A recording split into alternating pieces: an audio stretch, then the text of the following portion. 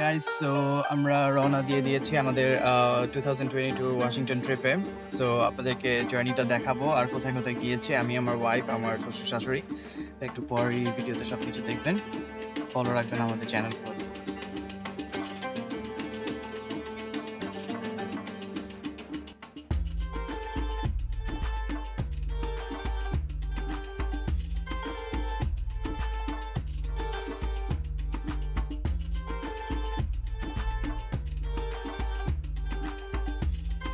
Feel like আগের থেকে একটু কোয়ালিটিটা বেটার হয়েছে আমাদের।